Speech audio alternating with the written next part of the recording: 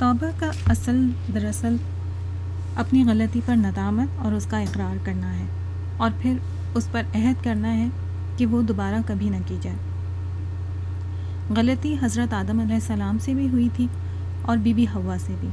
شیطان نے خالق کائنات کے حکم کی خلاف ورزی پر راہ جہالت، تکبر اور غرور کا مظاہرہ کیا، جس کی وجہ سے وہ مردود ہوا، رحمت الہی سے دور اور جنت سے محروم قرار پایا۔ اس نے اپنی غلطی پر توبہ اور ندامت کا اظہار کرنے کے بجائے قیامت تک مہلت طلب کی، یعنی اللہ تعالیٰ کو چیلنج کیا۔ نعوذ باللہ۔ اسے مہلت دے دی گئی تو اس نے ایک بار پھر شیطانیت کا مظاہرہ کیا اور کہنے لگا کہ جس آدم کی بدولت مجھے یہ ذلت اور رسوائی نصیب ہوئی ہے، میں بھی اس کی اولاد کو گمراہ کرنے میں کوئی کسر نہ اٹھا رکھوں گا۔ اللہ تعالیٰ نے فرمایا، اولاد آدم میں سے جو میری نافرمانی کرتے ہوئے تیری پیروی کرے گا وہ تیرے ساتھ ہی جہنم رسید ہوگا۔ اس کے برعکس حضرت آدم علیہ السلام اور بی بی حوا علیہ السلام سے جب لغزش ہوئی تو انہوں نے غرور اور تکبر کے بجائے توبہ اور ندامت کا اظہار کیا۔ وہ بارگاہ الہی میں جھک گئے اور عرض کیا کہ اے ہمارے پروردگار، ہم نے اپنی جانوں پر ظلم کیا، اور اگر تو ہمیں نہیں بخشے گا اور ہم پر رحم نہیں فرمائے گا تو ہم خسارہ پانے والوں میں سے ہو جائیں گے۔ اللہ تعالیٰ نے ان کی توبہ قبول فرما لی۔ اسی طرح انسان اگر گناہ یا غلطی کے بعد ندامت و شرمساری کا اظہار کرتے ہوئے اپنے رب تعالیٰ کے دربار عالی میں جھک جائے تو اس کے لیے رحمت بند نہیں ہے۔ اولاد آدم کو سمجھایا گیا ہے کہ جب کوئی گناہ یا غلطی سرزد ہو جائے تو تکبر و غرور کے بجائے فوراً اپنے رب تعالیٰ کے حضور صدق کے دل سے توبہ کر لو۔ اس سے اللہ تعالیٰ نہ صرف گناہوں کو معاف فرما دے گا بلکہ گناہوں کو نیکیوں میں بدل دے گا۔ حضرت نوح علیہ السلام کی توبہ۔ حضرت نوح علیہ السلام وہ پہلے انسان ہیں جنہیں حضرت آدم علیہ السلام کے بعد رسالت سے نوازا گیا۔ قرآن مجید میں 43 مختلف مقامات پر کہیں اجمال اور کہیں تفصیل کے ساتھ آپ کا ذکر کیا گیا ہے، جس کا خلاصہ یہ ہے کہ آپ کی قوم اللہ کی توحید کو فراموش کر کے شرک اور بت پرستی میں مبتلا ہو چکی تھی۔ آپ نے اپنی قوم کو رائے حق کی طرف بلایا اور اللہ تعالیٰ کی توحید کی دعوت دی، لیکن قوم نہ مانی اور وہ نفرت و حقارت کے ساتھ انکار پر اصرار کرتی رہی۔ بہرحال حضرت نوح علیہ السلام نے اپنی بدنصیب قوم کو سمجھانے اور راہ حق کی طرف لانے کے لیے بے حد کوششیں کی، مگر قوم کسی طرح بھی شرک و بت پرستی سے باز نہ آئی۔ حضرت نوح علیہ السلام دین کی تبلیغ اور توحید کی اشاعت کے لیے جس قدر کوششیں تیز فرما دیتے، اسی قدر قوم کی طرف سے بھی بغض و عناد، ایذا رسانی اور تشدد میں شدت آ جاتی۔ قرآن مجید کی صراحت کے مطابق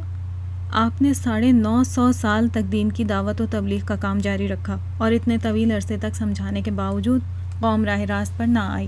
تو آپ نے سخت رنجیدہ ہو کر اپنی قوم کے لیے بد دعا کی کہ اے میرے پروردگار، کسی کافر کو روئے زمین پر بستہ نہ رہنے دیں، اگر تو انہیں رہنے دے گا تو تیرے بندوں کو گمراہ کر دیں گے، اور ان سے جو اولاد ہوگی وہ بھی بدکار اور سخت کافر ہوگی۔ اللہ تعالیٰ نے حضرت نوح علیہ السلام کی اس دعا کو قبولیت سے نوازا اور کافروں کی تباہی اور بربادی کا فیصلہ فرما لیا۔ ادھر حضرت نوح علیہ السلام کو حکم دیا کہ وہ ایک کشتی بنائیں۔ آپ نے اللہ تعالیٰ کے حکم کے مطابق کشتی بنانی شروع کر دی تو کفار نے مذاق اڑانا شروع کر دیا۔ جب کشتی تیار ہو گئی تو اللہ تعالیٰ کے وعدے کے مطابق عذاب کا وقت قریب آ گیا۔ اللہ تعالیٰ نے آپ کو حکم دیا کہ کشتی میں اپنا خاندان جو 40 افراد پر مشتمل تھا، اہل ایمان اور تمام جانداروں میں سے ایک ایک جوڑا سوار کر لو۔ آپ نے جب فرمان باری تعالیٰ کی تعمیل میں ان سب کو کشتی میں سوار کر لیا تو اب اللہ تعالیٰ نے آسمان کو حکم دے دیا کہ وہ پانی برسانا شروع کر دے، اور زمین کو حکم دے دیا کہ وہ پانی ابلنا شروع کر دے۔ اور اب اسی واقعے کی منظر نگاری قرآن مجید کے ان الفاظ میں ملاحظہ فرمائیں، جس کا ترجمہ کچھ اس طرح ہے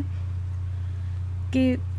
حتیٰ کہ جب ہمارا حکم آ گیا اور تنور نے جوش مارا تو ہم نے نوح سے کہا، اس کشتی میں ہر قسم کے جانوروں کا جوڑا، نر اور مادہ، سوار کر لے، اور اپنے گھر والوں کو سوائے اس شخص کے جس کی بابت پہلے حکم ہو چکا، اور ان کو بھی جو ایمان لائے ہیں، اور اس پر تھوڑے ہی لوگ ایمان لائے تھے۔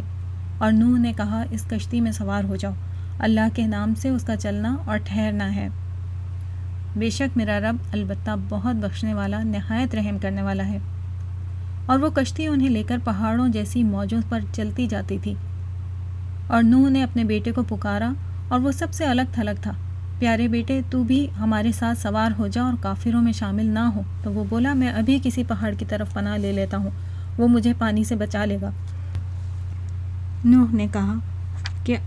آج اللہ کے حکم عذاب سے کوئی بچانے والا نہیں مگر جس پر اللہ رحم فرمائے، اور ان دونوں کے درمیان لہر حائل ہو گئی تو وہ غرق ہونے والوں میں سے ہو گیا، اور کہا گیا اے زمین تو اپنا پانی نگل لے، اور اے آسمان تو برسنے سے تھم جا، اور پانی اتار کر غائب کر دیا گیا، اور کافروں کا کام تمام کر دیا گیا، اور وہ کشتی جوتی پہاڑ پر جا ٹھہری، اور کہا گیا ظالم قوم کے لیے دوری یعنی لعنت ہے۔ اور نوح نے اپنے رب کو پکارا، چنانچہ اس نے کہا اے میرے رب، بے شک میرا بیٹا میرے اہل میں سے ہے، اور بے شک تیرا وعدہ سچا ہے، اور تو سب فیصلے کرنے والوں سے بڑھ کر فیصلے کرنے والا ہے۔ اللہ نے کہا اے نوح، بے شک وہ تیرے اہل میں سے نہیں، بے شک اس کا عمل نیک نہیں، لہٰذا تو مجھ سے اس چیز کا سوال نہ کر جس کا تجھے کوئی علم نہیں، بے شک میں تجھے نصیحت کرتا ہوں کہ تو جاہلوں میں سے نہ ہو جائے۔ نوح نے کہا اے میرے رب، بے شک میں تیری پناہ میں آتا ہوں اس سے کہ میں تجھ سے اس چیز کا سوال کروں جس کا مجھے کوئی علم نہیں، اور اگر تو نے میری بخشش نہ کی اور مجھ پر رحم نہ کیا تو میں خسارہ پانے والوں میں سے ہو جاؤں گا۔ یہ آیات سورہ ہود کی ہیں۔ ان آیات کریمہ سے معلوم ہوتا ہے کہ اللہ تعالیٰ نے حضرت نوح علیہ السلام سے وعدہ فرمایا تھا کہ وہ ان کے گھر والوں کو نجات دے دے گا، اس لیے حضرت نوح علیہ السلام نے اپنے بیٹے کے لیے تورات میں جس کا نام کنعان بتایا گیا ہے دعا مانگی۔ یہ بیٹا مشرک تھا اور اس نے اپنے والد اور اللہ کے پیغمبر حضرت نوح علیہ السلام کی دعوت کو مسترد کرتے ہوئے اللہ تعالیٰ کی توحید اور وحدانیت کو اختیار نہیں کیا تھا، اس لیے اللہ تعالیٰ نے اپنے جلیل القدر پیغمبر کی ان الفاظ میں سرزنش فرمائی کہ تمہیں جس چیز کا علم ہی نہیں اس کے بارے میں اس انداز سے سوال کرنے کا تمہیں حق نہیں۔ حضرت نوح علیہ السلام نے فوراً اپنی غلطی کا اعتراف کیا، توبہ اور استغفار کرتے ہوئے اللہ تعالیٰ سے مغفرت و بخشش طلب کی، تو اللہ تعالیٰ نے ان کی توبہ کو شرف قبولیت سے نوازا۔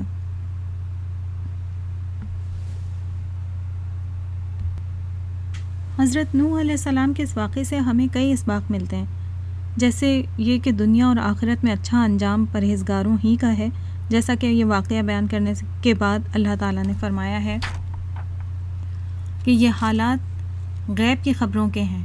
جو ہم تمہارے طرف بھیجتے ہیں، اور اس سے پہلے نہ ہی تم انہیں جانتے تھے اور نہ تمہاری قوم ہی ان سے واقف تھی، بس صبر کرو، بے شک اچھا انجام پرہیزگاروں ہی کا ہے۔ دوسرا یہ کہ ہر انسان اپنے کردار و عمل کا خود جواب دہ ہے، اگر کسی کا عمل صالح نہیں ہے تو حسب و نسب کی بلندی کسی کے کام نہیں آ سکتی۔ کنعان کافر و مشرک تھا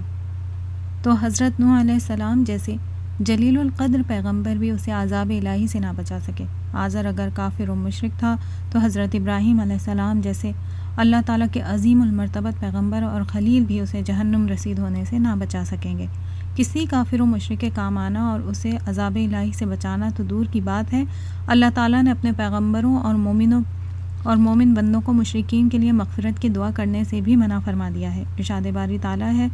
نبی اور مسلمانوں کے لائق نہیں کہ جب ان پر ظاہر ہو گیا کہ مشرک اہل دوزخ ہیں تو ان کے لیے بخشش کی دعا کریں، گو وہ ان کے قرابت دار ہی ہوں۔ بری صحبت انسان کے لیے زہر قاتل ہے، اس کا نتیجہ دنیا اور آخرت کی تباہی اور بربادی ہے۔ انسان کے لیے جس طرح نیکی ضروری ہے اسی طرح نیک لوگوں کی صحبت بھی ضروری ہے، اور جس طرح بدی سے بچنا ضروری ہے اسی طرح برے لوگوں کی صحبت سے بچنا بھی ضروری ہے۔ کنعان نے اپنے والد اور اللہ تعالیٰ کے جلیل القدر پیغمبر حضرت نوح علیہ السلام اور ان کے ساتھ ایمان لانے والے بندگان الہی کی صحبت اختیار کرنے کے بجائے اپنی قوم کے کافروں، مشرکوں اور برے لوگوں کی صحبت اختیار کی، تو وہ بھی انہی کے ساتھ عذاب الہی میں گرفتار ہو کر پانی میں غرق ہو گیا۔ حضرت نوح علیہ السلام کے واقعے سے چوتھا سبق ہمیں یہ حاصل ہوتا ہے کہ تقاضۂ بشریت کے مطابق انسان سے اگر کبھی لغزش یا کوئی گناہ سرزد ہو جائے تو اسے فوراً اپنے رب تعالیٰ کے حضور توبہ اور استغفار کرنا چاہیے۔ توبہ اور استغفار سے اللہ تعالیٰ تمام گناہ معاف فرما دیتا ہے۔